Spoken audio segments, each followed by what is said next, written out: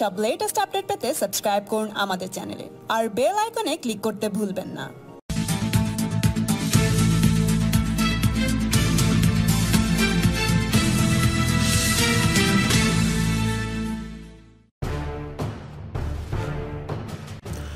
সারদা মামলায় রাজীব কুমারের জবাব তলব করল সর্বোচ্চ আদালত।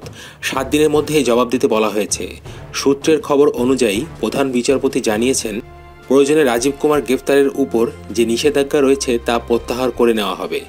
এই মামলার পরবর্তী শুনানি হবে পরের সোমবার।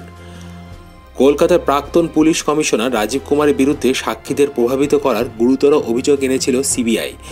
সূত্রের খবর অনুযায়ী এই অভিযোগেই তাকে নিজেদের হেফাজতে পেতে সুপ্রিম কোর্টে আবেদন করে সিবিআই। এদিন ছিল সেই আবেদনের শুনানি। এর আগে সুপ্রিম কোর্ট নির্দেশ দিয়েছিল রাজীব কুমার গ্রেফতার করতে পারবে না সিবিআই।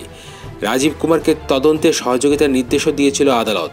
সূত্রের খবর অনুযায়ী রাজীব কুমারের বিরুদ্ধে সাক্ষীদের প্রভাবিত করার গুরুতর অভিযোগ এনে সুপ্রিম কোর্টের সেই নির্দেশ প্রত্যাহারের আবেদন করেছে সিবিআই।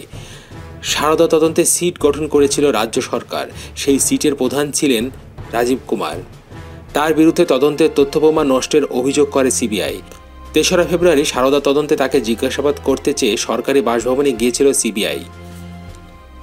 তারপরে তোলপাড় শুরু হয়ে যায় রাজনীতিতে। পথে নামেন মুখ্যমন্ত্রী মমতা বন্দ্যোপাধ্যায়। সুপ্রিম কোর্টের নির্দেশে পরবর্তী সময়ে 8 দিন ধরে শিলংয়ে জেরা করা হয় রাজীব কুমারকে। জিজ্ঞাসাবাদের পর শীর্ষ আদালতে রিপোর্ট জমা দেয় কেন্দ্রীয় তদন্তকারী সংস্থা।